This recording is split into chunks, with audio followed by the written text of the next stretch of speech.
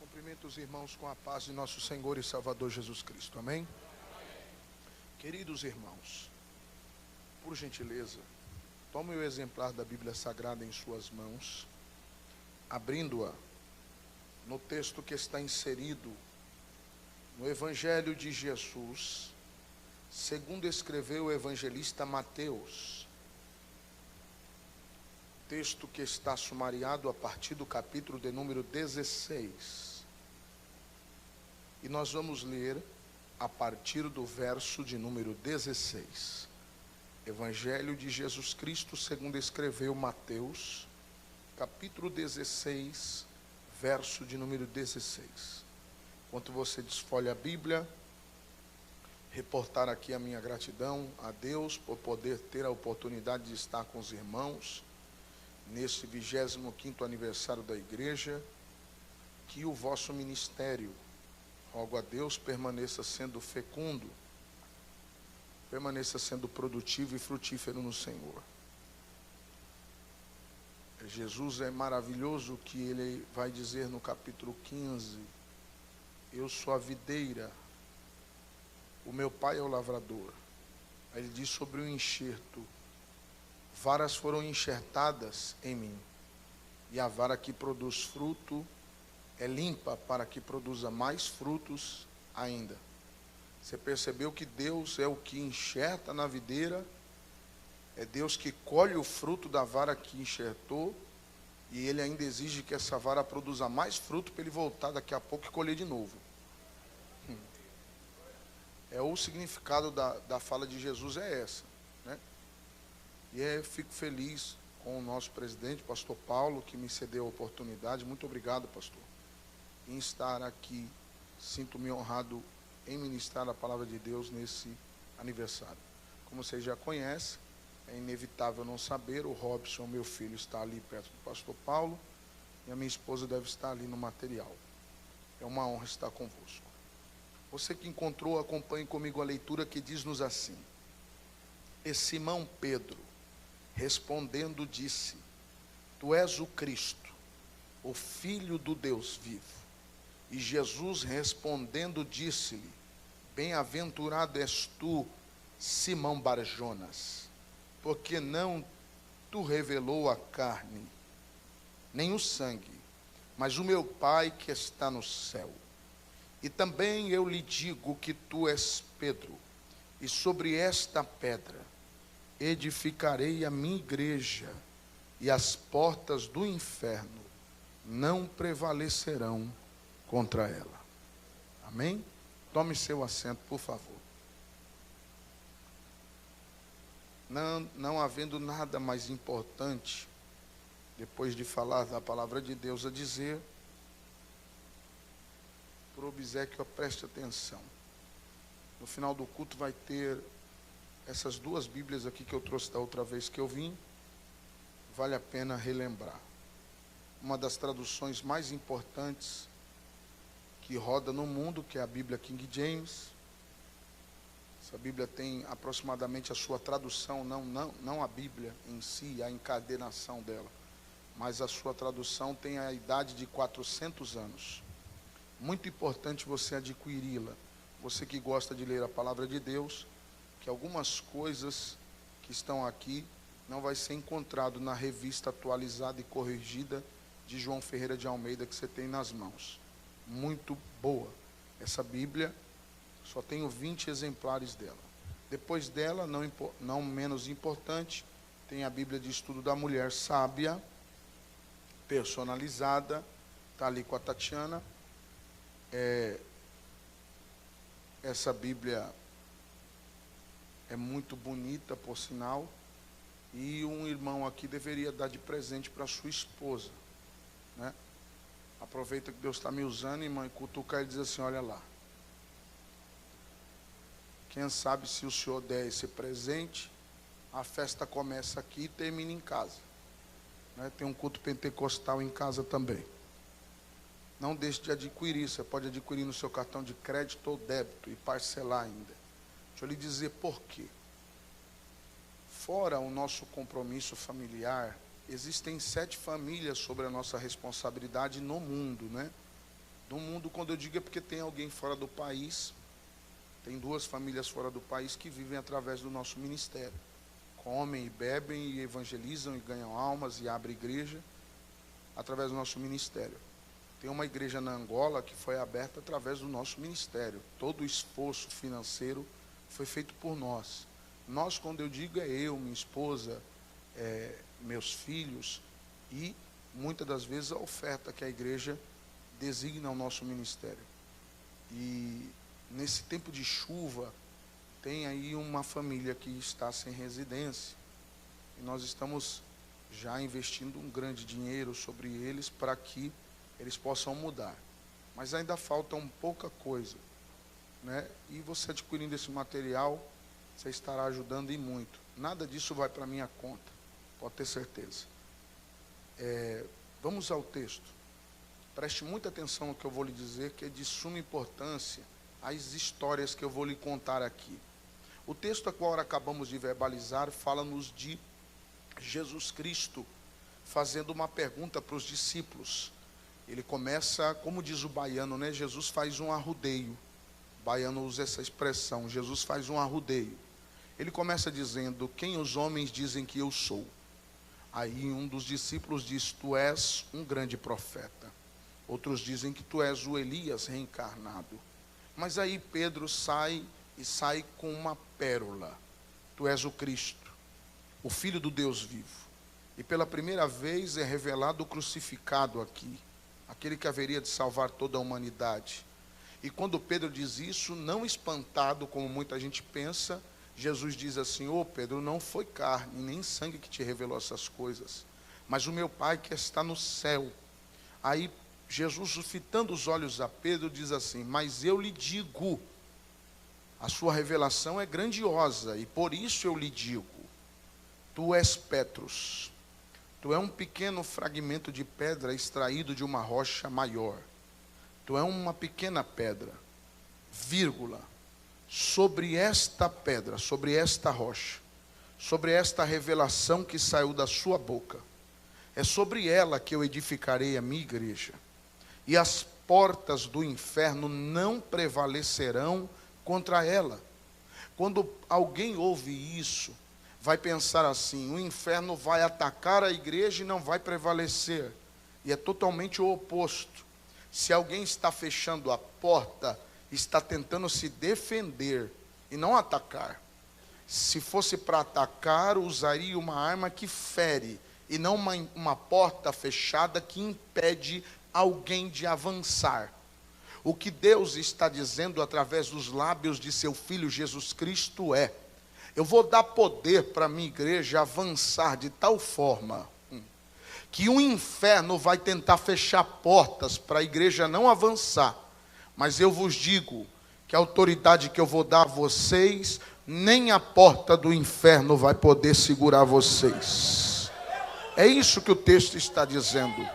Ei, a igreja parece que não entende mais isso, que Deus deu autoridade para a igreja, vamos dizer num vocabulário um pouco mais baixo, para meter o pé na porta do inferno e dizer assim: você não segura mais nenhuma alma, você não tem poder mais sobre nada, você não tem autoridade. Mas ok, quem olha para essa fala de Jesus acha muito bonita inicialmente, mas viver ela é o mais crucial, porque a palavra de Deus vai dizer que umas semanas depois Cristo vai à crucificação, e no Calvário ninguém vai lembrar de uma profecia de uma semana antes, quanto mais de profecias que foram acordadas 30, 60, 90 dias antes. Tanto é que quando o estandarte do Calvário é levantado e Cristo está sendo crucificado, você não vê um dos discípulos se aproximarem do Calvário. Quem sabe o filho de Maria, o irmão carnal de Jesus, por nome João, pega sua mãe e diz: vamos embora, não há mais jeito. Jesus olha ao horizonte da cruz e vê Pedro, assim como ele mesmo havia dito: antes que o galo cante, tu me negarás 3 vezes. E quando Jesus olha para Pedro, já era a terceira vez da negativa de não o conhecer. Galo aqui, para quem não sabe, não é animal que cisca. É uma trombeta da guarda romana tocada para a troca da centúria. Ali, queridos, quando isso vai acontecendo, eu imagino que quem olha para o Calvário, humanamente falando, vai dizer: quem vai dar continuidade às obras que esse homem proferiu? Quem vai dar continuidade a tudo quanto ele havia dito? Ei, não foi este homem que disse que derribaria o templo, em 3 dias o reergueria? Não salva nem a ele. Quem sabe alguém olha e diz assim: serão esses fracos varões galileus que darão continuidade àquilo que ele disse? Esses 11 homens escolhidos por ele, porque ora Judas já está morto. Quem vai dar continuidade a esta obra? E quem olha para os discípulos só vê fraqueza. Quem olha para Jesus só vê vergonha, desgraça, dor, fragilidade. Não vê uma igreja que nasce triunfante. Muito pelo contrário, só vê ali a desgraça. Mas eles não sabem de uma coisa: é que assim como de Adão, teve que haver um procedimento cirúrgico e extrair uma costela para que saísse a primeira Eva, assim do segundo Adão vai ter quase o mesmo procedimento para nascer a segunda Eva. Por isso vem o nome eclesia, tirados de dentro para fora. Assim como Eva saiu de dentro do primeiro Adão, a segunda Eva, que é a igreja, vai sair de dentro do segundo Adão, que é o Cristo. Parece que eu estou vendo. Ninguém olha e ninguém vê a igreja que nasce. Porque é assim como de uma mulher que está em trabalho de parto. A romper a bolsa, sai água e sangue. Jesus precisou ser vazado com uma lança na sua lateral e sair água e sangue para nascer a igreja. A igreja, quando nasce, nasce sem beleza, sem formosura, sem grandeza. Não há grandeza na morte de Cristo, só há tristeza na visão humana. Mas tem um porém. Ei, a igreja nasceu no Calvário, mas ela só é inaugurada em Atos dos Apóstolos, capítulo 2, no dia de Pentecostes. Tanto é que Atos vai dizer no capítulo 2: e veio do céu um som de um vento veemente e impetuoso, que encheu toda a casa, e foram vistos por eles língua como que repartida de fogo, que passou por cima de cada um, e todos foram cheios do Espírito Santo, e começaram a falar em novas línguas, conforme o Espírito lhe concedia que falassem.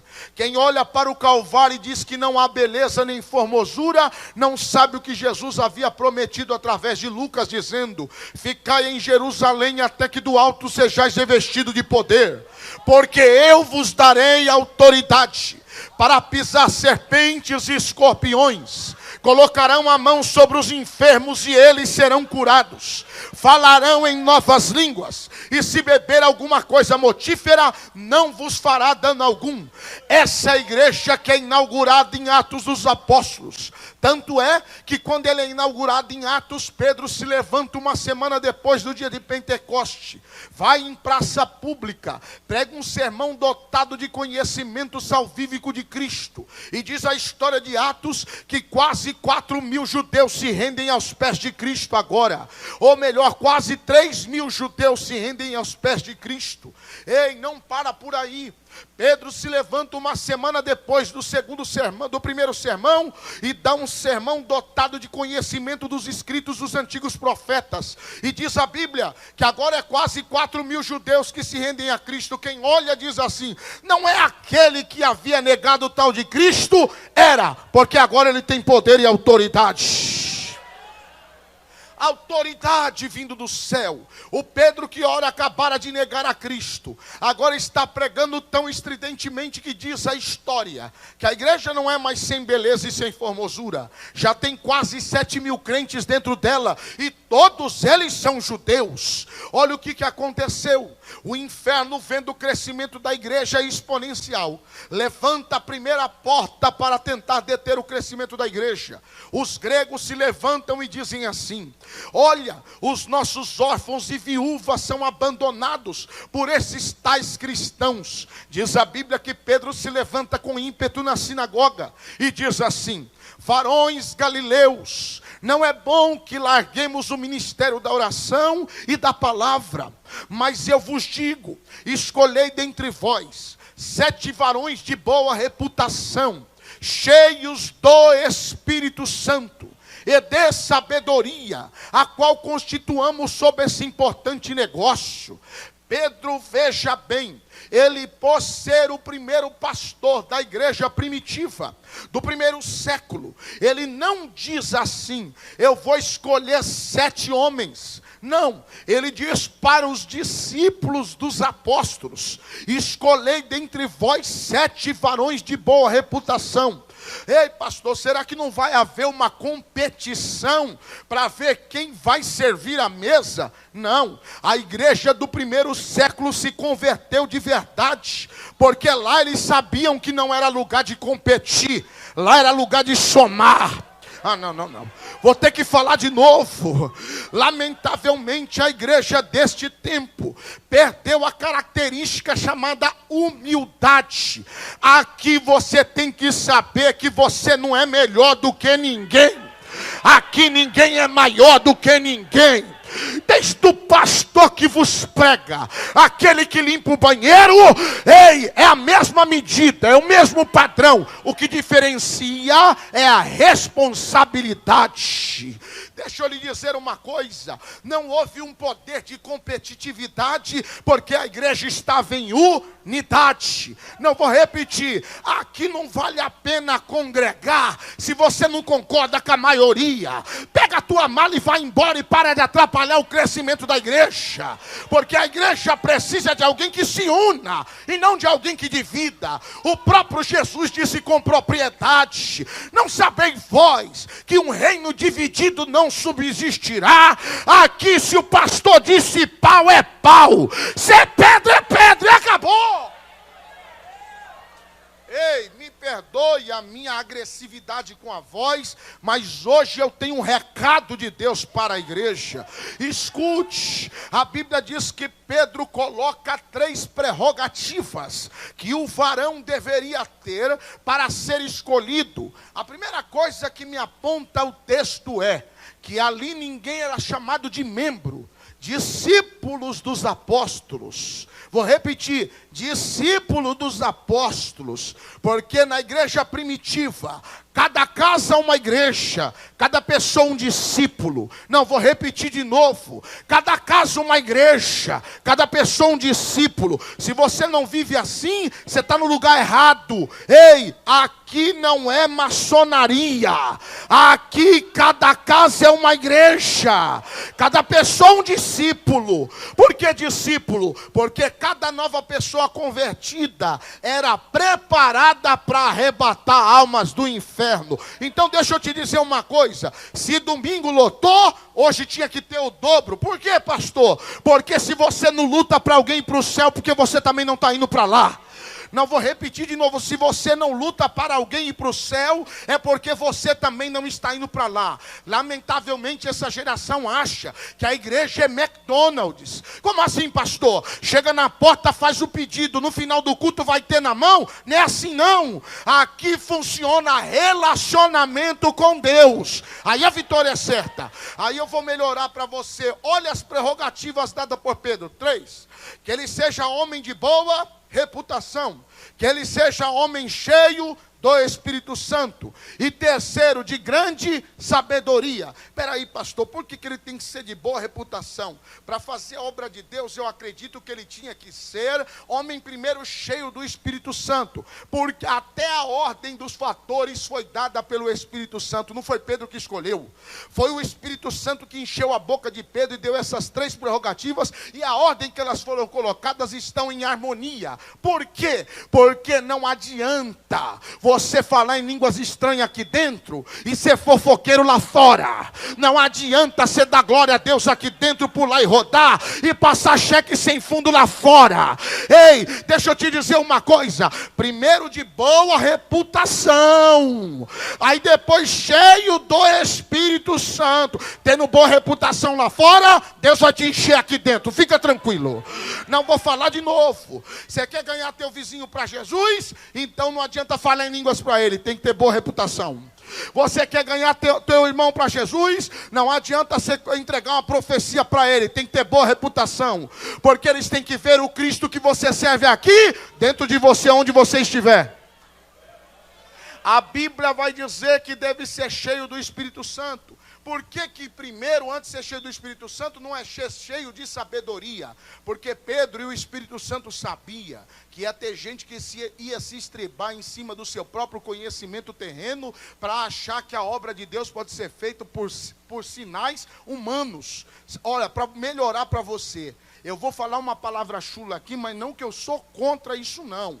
Olhe só, primeiro, meu filho, cheio do Espírito Santo, sua faculdade vem depois. Primeiro cheio do Espírito Santo, seu diploma vem depois. Primeiro cheio do Espírito Santo, tua carteira que você conseguiu não sei aonde vem depois. Você não entendeu ainda não? Tiago já disse que a sabedoria terrena é demoníaca, é animal. Mas quem não tem sabedoria, peça a Deus que de graça Ele dá. Deus está procurando alguém sendo cheio do Espírito Santo, mas também tem a sabedoria depois. Agora deixa eu unir esse negócio aqui para você entender. Eu nunca vi alguém diplomado ser cheio do Espírito Santo, mas eu nunca vi também alguém ser cheio do Espírito Santo que não tenha sabedoria. Ei, o teu diploma não te dá unção, o teu anel não te dá graça, a tua faculdade não vai te dar o dom do Espírito Santo, mas eu duvido que se Deus não te encher com ele, você não vai ter faculdade, você não vai ter sabedoria. Então a fala mais promissora aqui é essa: sabedoria não traz unção, mas é difícil quem não tem unção não ter sabedoria. Acabou. Eu fico vendo aí gente dando carteirada para tudo quanto é lado, mas já vou chegar em você. Olha só o que eu vou lhe dizer.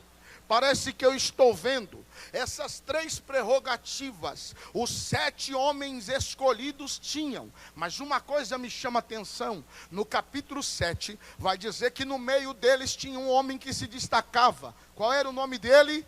Estevão. E a Bíblia diz que esse homem era cheio de sabedoria, ele era de boa reputação, ele era cheio do Espírito Santo, mas ele tinha 2 prerrogativas a mais que Pedro não havia pedido. Ele era homem cheio de fé e fazia sinais e maravilha. Não, vou repetir. Não sou eu que estou dizendo não, é o capítulo 7 de Atos dos Apóstolos que está dizendo. Ele era homem de boa reputação, cheio do Espírito Santo e de sabedoria. Era homem também cheio de fé e fazia sinais e maravilhas. Estevão, ele tinha 2 prerrogativas a mais que Pedro não havia pedido e o Espírito de Deus também não havia colocado aos lábios de Pedro. Mas tem um porém. Por que ele tem? Porque obreiro bom vai além do que mandaram. Não vou falar de novo. Obreiro bom não só faz o que pediram, ele faz além do que pediram. Porque se você só faz o que te pede, tu és o mais miserável dos homens. Igreja não pode fazer só o que está escrito, vai além. Igreja não pode fazer só o que o pastor mandou, vai além. É para a obra de Deus. Paulo mesmo disse: se é para a glória de Deus, se há louvor, pense nisso, faça isso, acredite nisso. Mas o problema é que você nem faz e ainda está atrapalhando quem está fazendo. A Bíblia diz que Estevão tinha essas 5 prerrogativas. E se fosse no século 21, será que Estevão não ia chegar para o pastor Paulo Afonso Generoso e ia dizer assim: ô pastor, eu sou melhor que esse resto desses diáconos aí. O senhor não acha que está na hora de eu ser pastor também não? Porque tem gente que não pode ter nada, que acha que é melhor que todo mundo. Ei, o dom do Espírito de Deus não é para você aparecer, é para você servir.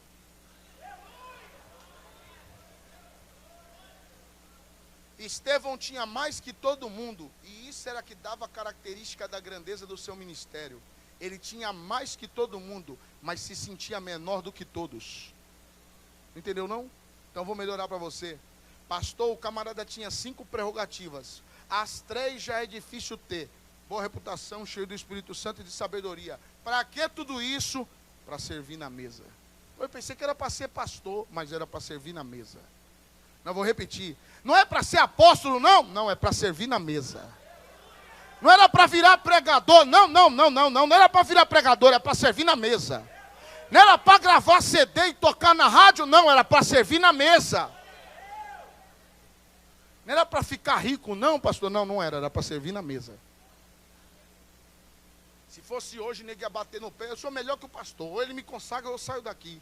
Você está demorando de sair. Deixa eu te dizer bem uma coisa. Quando Estevão recebe essas gratificações por Deus, ele não se sente melhor do que todo mundo. Ele continua servindo na mesa. Porque a grandeza do ministério não se revela naquilo que eu tenho, mas como eu sirvo com aquilo que eu tenho. Porque se você não vive uma vida para servir, você também não presta para viver.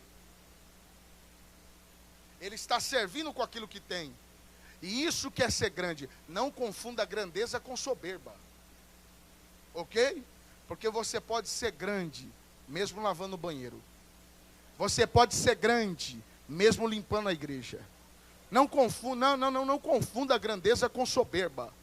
Quer ver um exemplo? A grandeza cabe em qualquer lugar, porque a grandeza está ligada à humildade.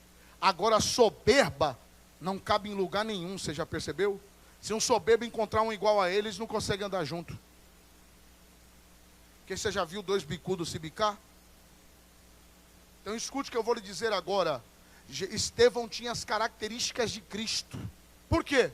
Cristo era pequeno ou era grande? Grande. Já imaginou o Pai fazendo aquele chamado universal que o profeta Isaías escreveu? Quem há de ir por nós? A quem enviarei? Isaías achando que é com ele, levanta a mão, envia-me a mim, eis-me aqui. Só que não é para ele. É um chamado para comprar a humanidade. Eu imagino Jesus se colocando de pé no céu e dizendo assim, eu irei. Mas Senhor, como é que você vai, Jesus? Lá aquele mundo é muito pequeno para caber um Deus do teu tamanho. Aquele mundo não cabe você lá dentro. E outra, para a humanidade vai ter que ser um homem sem pecado. Então eu vou ter que fazer você um homem. E para fazer você um homem, você vai ter que nascer de uma mulher. Ah, vai ter que ser assim? E como é que um Deus tão grande como você, Jesus, vai caber dentro de uma mulher? Ah, já entendi, Pai. Fica tranquilo. Eu sou grande, mas vou caber dentro do ventre da Maria. Porque gente grande cabe em qualquer lugar, até no ventre. Mas Jesus lá não vai ter palácio para você nascer, não. Não tem problema, Pai. Eu sou grande, mas vou caber dentro da manjedoura, porque gente grande cabe em qualquer lugar. Mas Jesus, lá não vai ter carro do ano para te carregar, não tem problema. Eu ando de jumentinho, porque gente grande cabe em qualquer lugar. Pastor, mas agora eu já sou o fulano de tal. Mas você tem mão ainda, dá para arrumar banco. Porque reino de Deus, grandeza está no servir e não naquilo que você tem. Estevão era grande. Esse camarada era tão grande que começaram a se incomodar com ele. Por quê? Porque ele servia de dia e à tarde ele estava na praça pregando. O Sinédrio se levantou com ímpeto do inferno para fechar a porta contra a pregação. A Bíblia diz que eles se reuniram semanas. E diz o Atos dos Apóstolos que procurando a ocasião para condená-lo, não encontravam. Ou seja, o camarada era de tão boa reputação que olhando para ele não havia condenação para que pudesse julgá-lo. Aí sabe o que aconteceu? Não há como condená-lo nas nossas leis. Então como é que nós vamos prender Estevão? Vamos perseguir ele naquilo que ele faz de melhor. Não entendeu não? Quando não houver acusação para te condenar, eles vão começar a te caluniar naquilo que você faz de melhor. Vamos prender Estevão porque ele prega. Está no texto. Vamos prender Estevão porque ele prega. Aí diz a Bíblia que Estevão agora está preso. Quando Estevão está preso, levam ele à praça pública para ele ser apedrejado. O texto diz que Estevão estava acorrentado? Não. Estava amarrado? Não. Só levaram. Quando colocaram ele na praça pública, que foram pegar as pedras para apedrejá-lo, Estevão tinha que fazer o quê? É natural qualquer homem que estiver correndo perigo e ele perceba, ele tenha o dom da autopreservação. Vou fugir, vou correr, não vou morrer. Mas Estevão não corre, Estevão não foge. Quando colocam ele na praça pública, que vão pegar as pedras para apedrejá-lo, sabe o que Estevão faz? Dobra o joelho, meu filho corre, foge, eu não vou fugir, eu vou dobrar. Por que ele dobra o joelho? Você não sabe por quê? Você não lê a Bíblia? A Bíblia diz que Estevão viu os céus abertos. Não, eu vou repetir isso aqui para ver se a senhora entende da glória a Deus, pelo menos uma vez. Escuta o que eu vou lhe dizer. Estevão viu os céus abertos. Quem tem visão, pastor Paulo, não está preocupado com a pedrada. Eu já vi para onde eu vou, pode apedrejar. Eu já vi onde eu vou chegar, pode jogar pedra. É assim. Agora, quem está preocupado com a perseguição, nunca vai ter visão. Eu tenho uma visão. E a visão é maior do que o que falam. Entendeu ainda? Já imaginou se quando isso aqui fosse um caixote, vocês desistissem por causa da fala dos outros? Eu já vi a igreja que vai nascer aqui, então eu não vou parar. Porque quem já sabe para onde está indo, não está preocupado com o percurso. Se você está preocupada com o percurso, é porque você não sabe para onde está indo. Está na igreja perdendo tempo. Porque crente vem para a igreja porque sabe que vai morar no céu. O camarada vê os céus abertos. Parece que eu estou vendo Deus dizendo assim: ei, Estevão, está vendo aí? Vão me apedrejar, Senhor. Era tudo que eu queria. O quê? Se eles não te aceitam na terra, é porque chegou a hora de eu te receber no céu. Vem. Vem. Estão te aceitando? O que você fala, todo mundo aceita? Alguma coisa está errado com o teu evangelho. Porque o mundo nos odiaria, eles nos perseguiriam, mas Jesus nos fez uma promessa: alegrai-vos e exultai-vos quando vos perseguirem, mentirem, falando todo mal contra vós, porque assim perseguiram o profeta antes de vocês. Ei, grande é o vosso galardão. Estevão é o primeiro mártir da igreja. Você está pensando que para por aí? Estevão está sendo apedrejado, acaba de ser morto. A igreja começa a ser perseguida. Só que quem persegue agora não é mais o Sinédrio, é o Império Romano. Homens sanguinários como Diocleciano, Domiciano, Marcos Aurelius. Homens que incendiaram Roma e acusaram os próprios cristãos para que eles fossem afrontados pelo povo e entregues para serem mortos. Diz a história que nesse tempo Deus arrebata o tal do homem por nome Filipe, e ele cai na Etiópia. Um negro príncipe está andando dentro de uma carruagem e Filipe corre do lado. Como é que o homem corre do lado de uma carruagem que tem no mínimo 8 cavalos do lado, puxando? Não sabe como? Se ele foi arrebatado, ele também não corre, rapaz. Por que Deus não arrebata mais ninguém hoje, pastor, para acontecer isso? Porque hoje tem avião, não precisa arrebatar ninguém mais não, rapaz.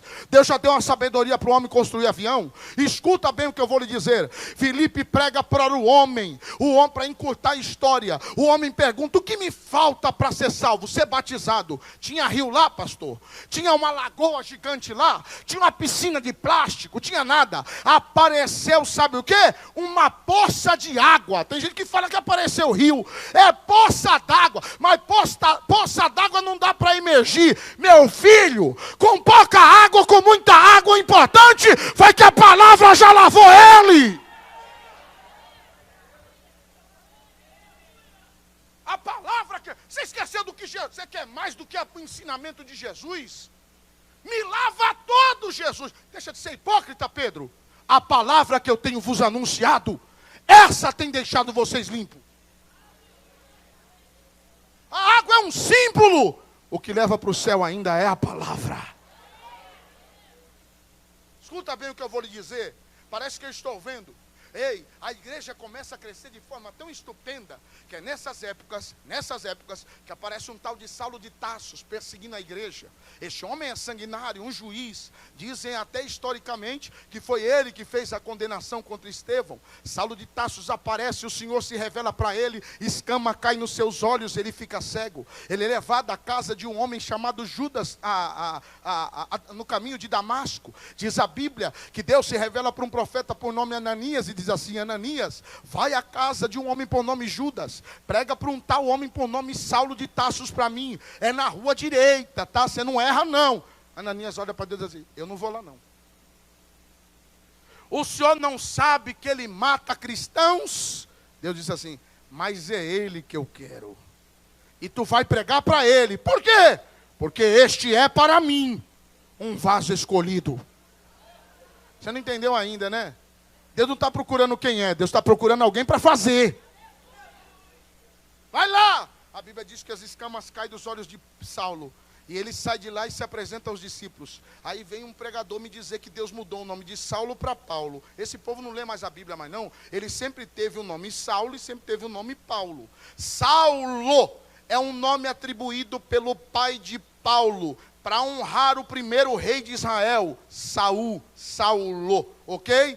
Ele não mudou de nome, Deus não fez nenhum tipo de mudança em Paulo. Paulo se apresenta para Pedro como um dos discípulos de Jesus Cristo para ser apóstolo, mas já haviam lançado sorte, segundo a história, e escolheram um tal de, como é que ele chama, pastor? Matias. Que Matias? O que? Matias tinha que estar em outro lugar. O apóstolo que Jesus escolheu foi Paulo. Mas jogaram sorte. Sabe o que é isso? Você quer que eu te falo? É porque fizeram da igreja um negócio, já estava começando. Opa! Tem gente achando que a igreja é um negócio de família. Você está repreendido. A igreja é um reino. E aqui tem um cabeça. Aqui não serve democracia, aqui é teocracia. Quem governa aqui é Deus. Lançaram sorte, fizeram voto, escolheram Matias. Aí quando Paulo chega, Pedro diz assim: vem cá, quer dizer que agora você quer ser apóstolo? Mas vem cá, vamos ver se você preenche algumas prerrogativas. Você andou com Jesus? Não. Você ouviu algum ensinamento do mestre, verbalmente? Não. Você foi de testemunho ocular de algum milagre? Não. Você viu Jesus sendo crucificado? Não. Você viu ele ressuscitar? Não. Você viu ele assunto ao céu? Não pode ser apóstolo, Pedro. Paulo, Pedro coloca todas essas prerrogativas, sabe por quê? Porque ele acha que ele manda na igreja. Ele acha que a igreja é uma panelinha dele, um negocinho dele. Só que tem um porém. Paulo vai, sacode as poeiras e diz assim: quer dizer que vocês não querem que eu seja apóstolo? Então tá bom. Ele vai para onde? Antioquia, Tessalônica. Paulo começa a pregar com ousadia. Só que Paulo não abre um ponto de pregação. Paulo vai de em casa, instruindo. Ele mesmo escreve a Tessalônica, aos Colossenses: não fui eu mesmo que fui a voz de casa em casa vos instruindo e levantando o bispo sobre vós. Paulo chegava numa cidadela, ganhava uma família, tornava o pai daquela família bispo, e ele resolvia ganhar o resto da cidade. Aí Paulo já partia para outra cidade. Essa história percorreu até chegar em Jerusalém. Um avivamento está acontecendo em Tessalônica e Antioquia. A igreja lá cresce estupendamente. Pedro para e fala assim: mas a igreja é aqui. Olha que Pedro miserável. A igreja é aqui. Aí Deus diz assim: manda Barnabé. Graças a Deus que Pedro ainda ouvia alguma coisa. Manda Barnabé. Porque se Pedro vai lá, ele quer arrancar a cabeça de Paulo, como ele arrancou a orelha de Malco. Só que tem um porém: ele mandou o filho da consolação. Barnabé vai chegando e vai perguntando: quem é o pastor de vocês? Quem é que está fazendo essa revolução? Quando ele chega, Paulo está de joelho dobrado, já é parte noturna, e ele está tecendo tenda. Daí que vem a célebre frase: trabalhar de dia e de noite para não ser pesado ao seu irmão. Diz a Bíblia que quando Paulo olha para ele, não, cara, não acredito. A história vai dizer que Barnabé não acredita. Tu, Paulo, então vamos voltar para Jerusalém. Barnabé leva Paulo para Jerusalém para apresentar os discípulos de Jesus e agora apóstolos da igreja. Só que tem um porém: quando Paulo chega, já tem uma fofoca lá na frente. Qual era a fofoca? Já diziam que Paulo fingia ser cristão para procurar a ocasião contra a igreja e matar mais cristãos. Porque quando você está fazendo a vontade de Deus, sempre vai ter um fofoqueiro no caminho querendo te impedir. A história de Atos vai dizer que quando Paulo se apresenta a Pedro, com Barnabé do lado, começa aquele burilho dentro da igreja. E Pedro se exalta e diz assim: mas você aqui de novo? Aí Barnabé, pela primeira vez, eleva a voz e diz assim: calma, varões! Paulo agora é um dos nossos. Tem gente que não entendeu o que eu acabei de falar. Até quando a senhora vai ficar lembrando do pecado desse pobre coitado desse irmão? Calma! Fecha a boca! Ele agora é um dos nossos! Você quer botar ele para fora, hein, irmão? Ele agora é um dos nossos. Paulo ouve tudo e diz assim: tá bom, eu não posso ser apóstolo, mas quem de vós fez as obras que eu fiz? Ninguém respondeu, ela ficou assim, todo mundo em silêncio, nem você tá. Ninguém sabia o que falar. Vocês eram para ganhar o mundo, é isso que Paulo está dizendo. E quem saiu para ganhar o mundo foi o rejeitado. Ninguém pode falar nada. A resposta de Paulo foi o áureo da reunião. Só que tem um porém. Deus olhou do céu e disse assim: quer dizer que foi você que fez tudo, né? Tá bom. Já já a gente se encontra. Eu vou falar de 2 histórias só, porque se eu falar das 4 vai demorar muito. Escuta essa. Paulo, na primeira viagem missionária, vai com um homem por nome Silas. Diz a Bíblia que chegando lá uma mulher adivinha. Esses são homens de Deus anunciando o reino dos céus. Diz a Bíblia que Paulo olha para ele e diz assim: eu te repreendo, espírito imundo. A mulher é liberta, Paulo é preso. Apanha. Ele não podia pegar a carteira de romano e dizer assim: ei, para de me bater que eu sou romano, eu vou mandar prender vocês tudo. Só que Paulo sabia que a cidadania do céu era maior do que a da terra. Sofrer pelo reino valia mais do que parar de sofrer por ele. Te pegaram no delito, irmão, para de dar carteirada, sofre. Escuta isso aqui, quando Paulo apanha, você percebeu que Silas apanha junto com ele, é preso junto com ele, né? Mas quem expulsou o demônio, foi Silas ou foi Paulo? E por que Silas foi preso? Porque estava junto. Cuidado, hein? Cuidado com quem você anda, que você leva a pau também. A Bíblia diz que isso dá em 2 vertentes, tanto do lado bom como do lado ruim. Escute bem. Parece que eu estou vendo, os 2 estão presos. Depois dessa prisão que eles escapam para ir cortar, que você lembra da história que um ora, outro canta, as algemas caem, as muralhas tremem, eles escapam, salvam um homem, pregam para essa família. Ok, não vou entrar nesse mérito hoje porque não dá tempo, mas escuta bem o que eu vou lhe dizer. Paulo escreve uma carta para os discípulos dizendo assim: porque dentre vós, irmãos, sou eu o menor. Deus olha para Paulo e fala: não, ainda não está bom. Paulo vai sofrer mais em 2 viagens, mas eu já vou pular para a última. Na 4ª viagem missionária de Paulo, diz a Bíblia, que ele está indo, ele é preso, ele está indo para Roma. Mas ele está indo para Roma fazer o quê? Ser decapitado dessa vez. Paulo está indo para a morte, mas dentro do navio, a Bíblia vai dizer que quando ele passa por bons portos, segundo historiadores, é quando ele escreve a carta a Timóteo, dizendo: Timóteo, eis que nenhum de vocês vieram me ver na minha primeira defesa, mas eu lhe digo, traga a minha capa, meus pergaminhos e os meus livros, para que eu leia. E olha, traga também contigo um moço por nome João Marcos, que é de suma importância para o meu ministério. Esse moço Paulo rejeitara numa viagem, porque abandonara ele em outra, mas agora ele percebeu que Deus tem uma importância com o ministério desse moço. Cuidado com quem você lança fora da tua casa e da tua vida, porque ele pode ser de suma importância para o teu crescimento. A Bíblia diz que ele pega, manda trazer o rapaz, e a história da igreja vai dizer, e não eu,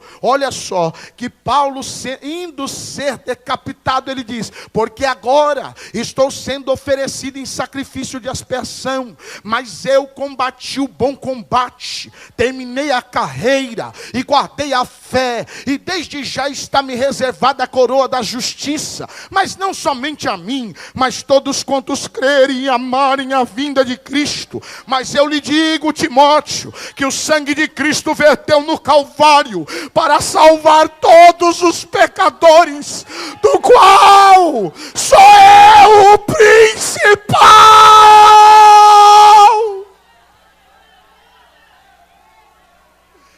Eu só sou pecador, Timóteo. Vou falar de novo para você: o teu cargo não vale nada, você é pecador. Se existe um lugar mais alto que eu possa subir, é estar aos pés daquele que me chamou.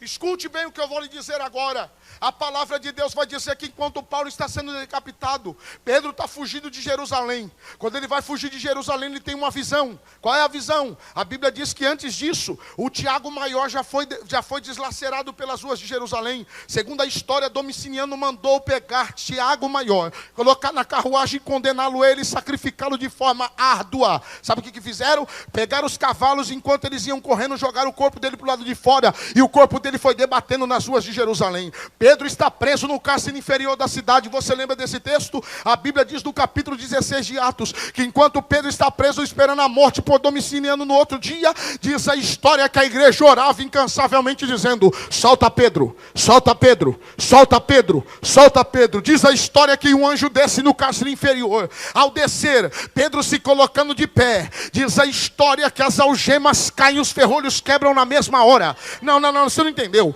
O anjo não chegou e as algemas caíram. O anjo chegou e Pedro se colocou de pé. Daí as algemas caíram. Não, você ainda não entendeu. O anjo está aqui faz tempo. Mas você quer ver milagre? Coloca-te de pé.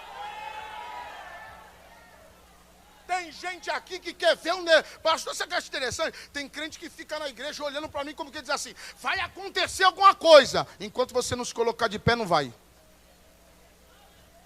Enquanto você não tomar uma posição de crente, não vai.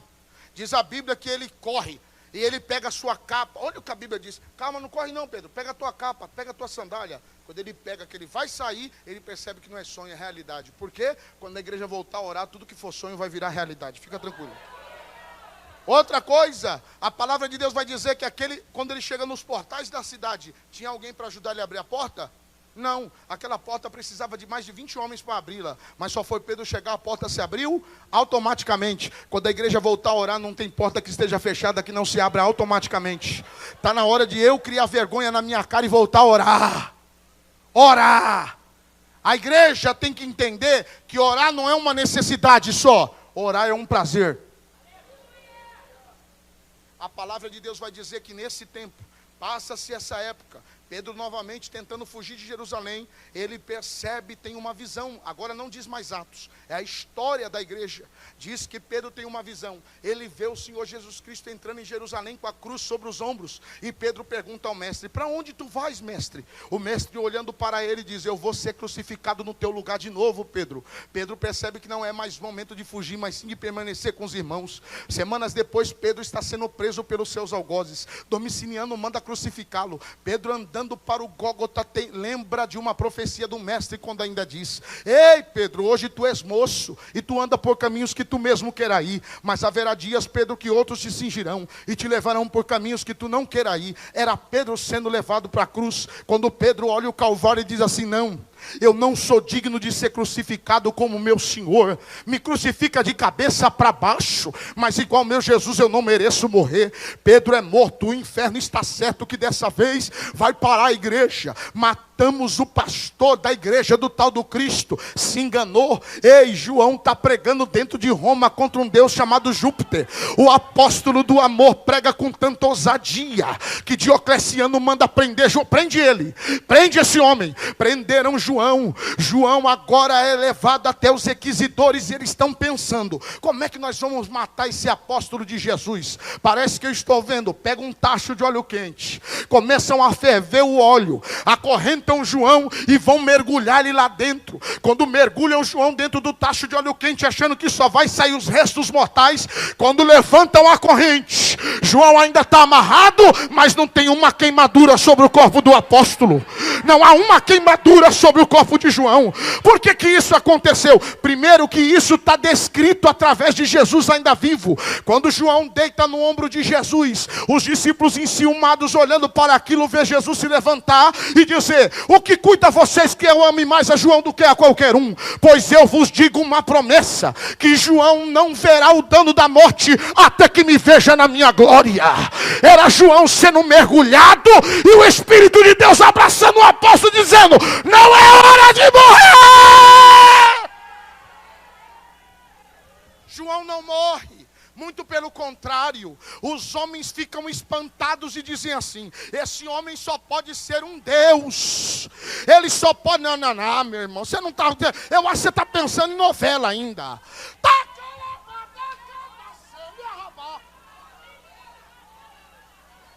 Escute, esse homem só pode ser um Deus, porque nem o tacho de óleo quente, fervendo, pode detê-lo. Lembraram-se então que se soltarem João agora, vão acreditar mais nele agora que escapou da morte, do que quando só lhe pregava. O que faremos? Já que ninguém sabe que ele está livre da morte, vamos exilá-lo na ilha de Pátimos, para que pensem que João morreu, e com isso esses cristãos se despecem. Se enganaram. A fé pregada pelos apóstolos era firme. Estavam unanimemente reunidos na doutrina dos apóstolos e no partir do pão.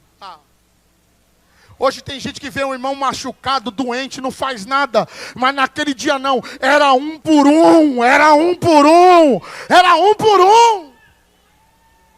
A igreja crescia por isso. Era um por um. Aí eu vou lhe dizer uma coisa. E João sendo exilado na ilha de Pátimos, a ilha da morte. Todos imaginavam que ele morreu. João vai para lá ser exilado e esquecem de João. Mas Deus não se esquece do seu.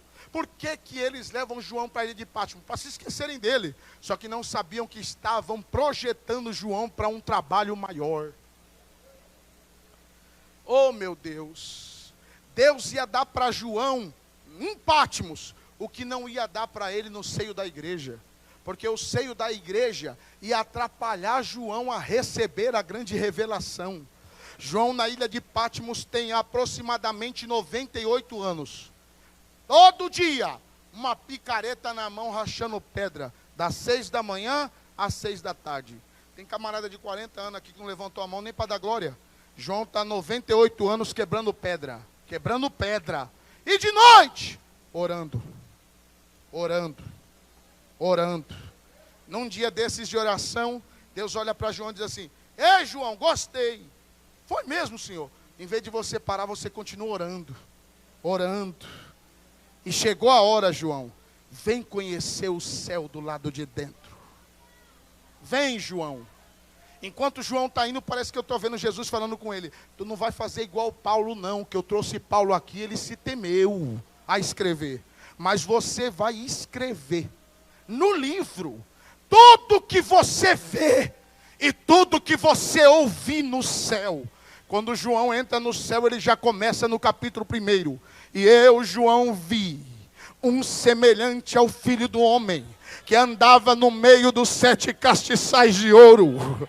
Eu, João, vi os 24 anciões que se prostravam diante daquele que é santo, santo, santo. Eu, João, vi as 7 lâmpadas de Deus, que são os 7 espíritos que operam sobre a terra. Eu, João, vi um livro selado por dentro e por fora com 7 selos. E um anjo que bradava com grande voz dizendo: quem é digno de abrir o livro e desatar?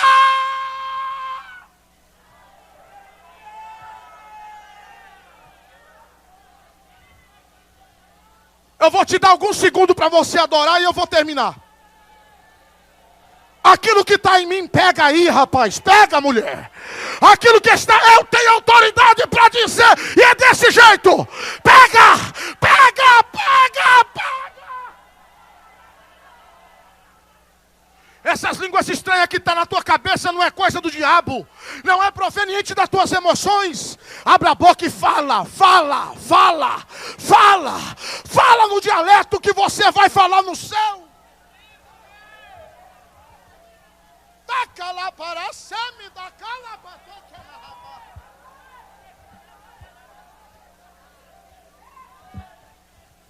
Da graça que está sobre a minha vida, receba.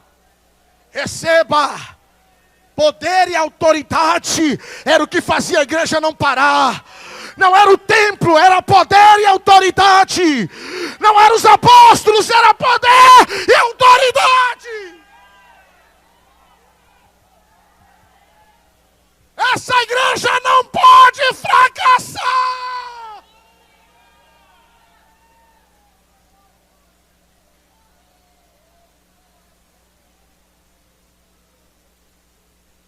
Falta-me tempo. Falta-me tempo para falar tudo sobre Apocalipse. Falta-me tempo para dizer que João é o único que morre de morte natural. E depois deles, quem aparece? Esse foi o último dos apóstolos que viu Jesus e que morreu de morte natural. Quem apareceu? Você não sabe? Apareceu homens como Inácio, Policarpo, homens da Ásia Menor. Receberam a carta redigida por João. Quando João escreve a carta, redigida à igreja de Filadélfia, de Pérgamo, já parou para imaginar? Esmirna foi a igreja de Policarpo. Eis que diz o último e o primeiro. Eis que diz o verdadeiro, o amém.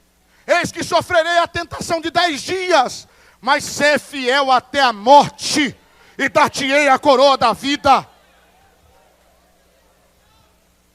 Os romanos invadiram a cidade de Policarpo, colocaram fogo em casas, violentaram mulheres. Os filhos de Policarpo foram abatidos, sofreram. Um deles quebraram a perna de forma ferina. Só que tem um porém: quando Policarpo chega na cidade 10 dias depois, nenhum crente havia negado a Cristo.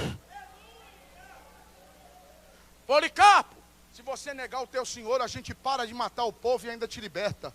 Policarpo diz assim: soltem as algemas, tirem os ferrolhos. Quando soltam Policarpo, havia uma fogueira acesa já para queimá-lo. Policarpo não corre, ele vai andando em direção do fogo. Quando ele chega no meio da fogueira, ele diz assim: eu tenho servido durante 80 anos, e ele sempre me fez o bem. Não é agora que eu negarei o meu Senhor e Salvador Jesus Cristo. O fogo não arde sobre Policarpo. A fogueira faz um redemoinho. É um soldado que fere ele com uma lança.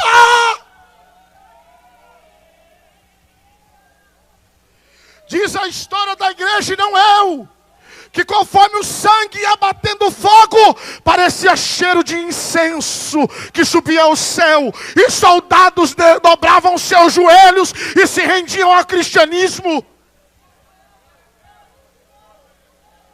Foi daí que apareceu um sábio filósofo dizendo: o sangue dos cristãos era como semente, pois matava um, nascia 100, matava os 100, nasciam 1000.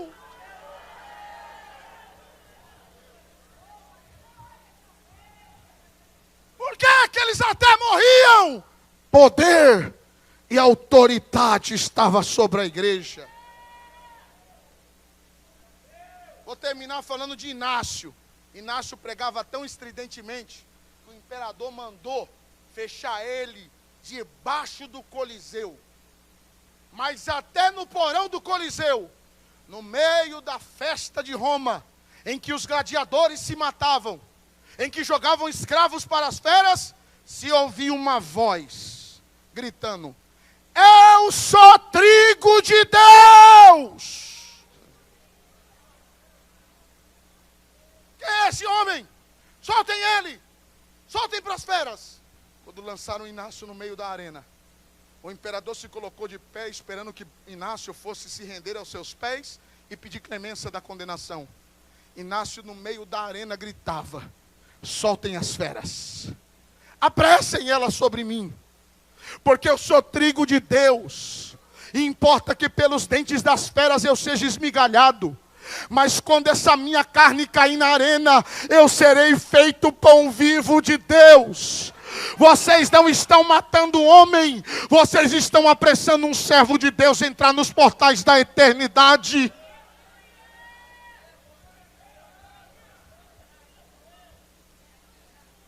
Ei, depois destes, veio homens na Europa como John Wesley, Jerônimo Savonarola, Jonatas Eduardi. Veio homens como João Hus, veio homens como Martinho Lutero. Quem teria coragem, mesmo preso de forma domiciliar, guardado pelos irmãos de Wittenberg, pegar a Bíblia do latim e traduzir para o alemão e publicar com seu próprio dinheiro? só para que os irmãos pudessem ler a palavra e aprender a doutrina. Martinho Lutero fez tudo isso com o diabo acusando quase todo dia. Não adianta, não adianta, não adianta. Mas ele não parava de traduzir e publicar. Por quê? Porque ele sabia que conhecendo a verdade, só a verdade os libertaria. Martinho Lutero, na sua última investida em Roma, sabe que vai para a morte. É porque não dá mais tempo. Pode vir vindo para cá, pastor Paulo.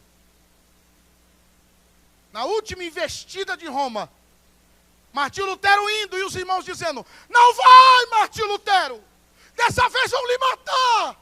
Martinho Lutero diz a célebre frase: se a causa é de Deus, ela será sustentada.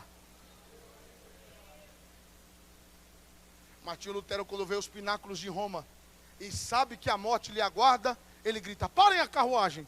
Ele vai fugir? Não. Ele sobe em cima da carruagem e começa a cantar: castelo forte é o nosso Deus. Com espada e bom escudo, com seu poder defende os seus. Em todo transe agudo. Se você conhecesse essa história, você viveria pelo Evangelho, porque eles morreram por ele. Está difícil você viver pelo Evangelho, imagina morrer. Fique de pé, por favor.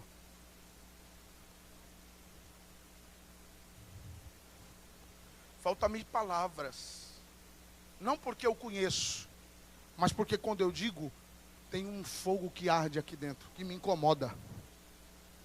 Sim. Um trapo de imundície, mas alguém que Deus escolheu para usar. Eis-me aqui.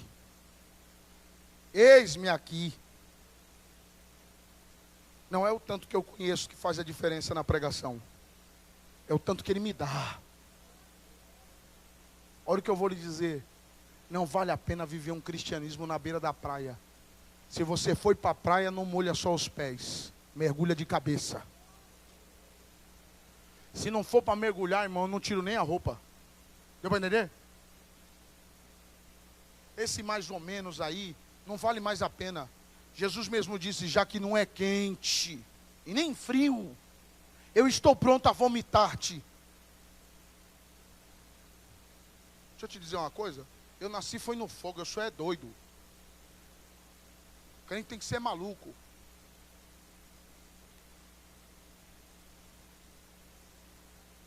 João Russo, quando está sendo queimado, é uma das histórias que mais me fascina.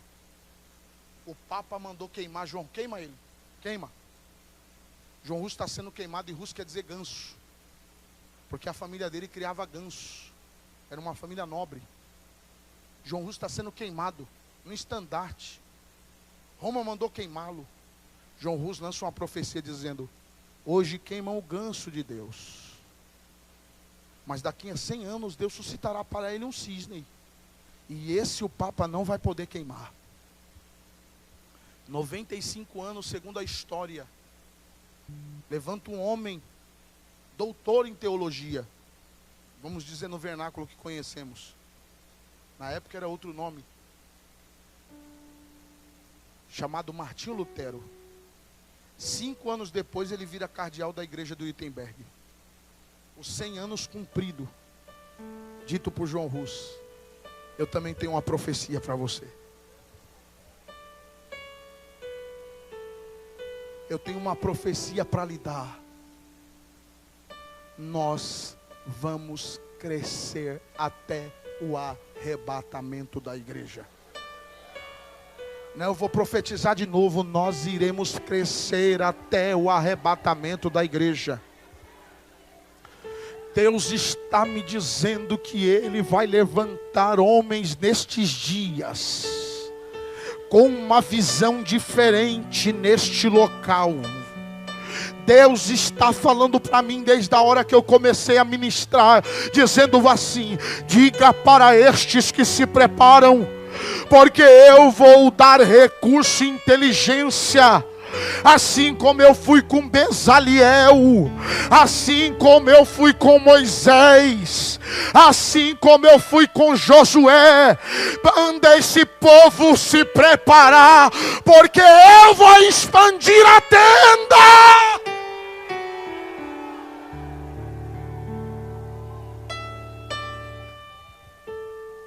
Porque eu vos darei poder para pisar serpentes e escorpiões.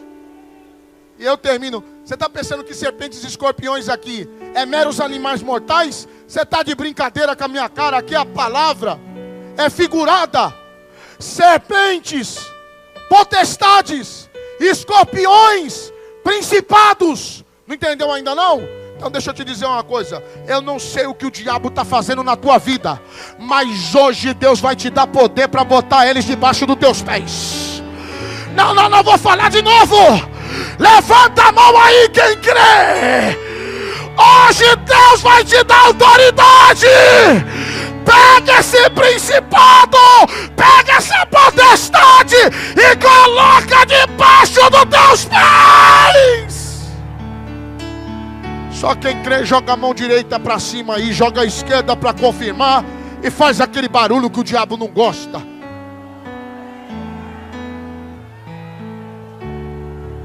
Glorifica, glorifica, glorifica, glorifica. É 25 anos vencendo. Glorifica.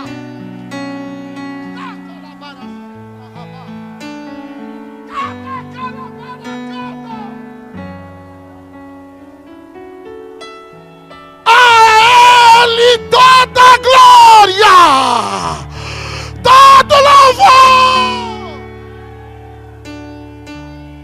porque por Ele e para Ele são todas as coisas.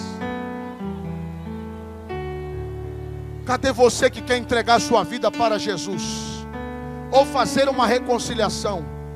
Eu lhe convido a sair do teu lugar e vir aqui na frente, que eu quero orar por você. Pastor, eu estou afastado há muito tempo. É você mesmo que Ele trouxe aqui para falar para você: eu tenho uma obra na tua vida. Vem para a minha presença. Vem para a minha presença. Se houver alguém aqui que deseja entregar a sua vida para Cristo, faça um sinal com a sua mão que eu quero orar por você. Seja você afastado ou não crente, deixa eu lhe dizer uma coisa: não existe poder maior no mundo do que aquele que é dado por Cristo. Já veio uma vida aqui, aplaude aí. Diga glória. Cadê a segunda pessoa? A senhora? Já tem essa moça aqui, diga glória. Cadê a terceira pessoa para Cristo? Não pense você que você veio aqui perder tempo. Deus te trouxe hoje aqui para lhe dizer: eu tenho um novo plano na tua vida. Sou eu que faço todas as coisas. Cadê a terceira pessoa que deseja entregar sua vida para Jesus ou fazer uma reconciliação? Autoridade e poder estão sobre a disposição da igreja. Seja você parte desta igreja. Aonde está a terceira pessoa? Levante a sua mão, eu quero orar por você. Você não pode sair daqui hoje sem entregar sua vida para Cristo. Já vem umas crianças aqui. Não, você não deu glória a Deus por quê? Diga glória. Diga glória.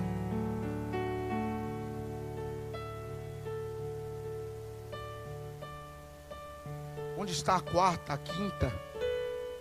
Deixa eu lhe dizer uma coisa, rapaz. Você sabe que não tem jeito, sozinho você não pode. Só Cristo pode resolver. E por isso Ele lhe abriu essa oportunidade.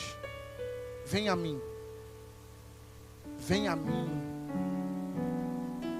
E eu transformo toda a sua vida.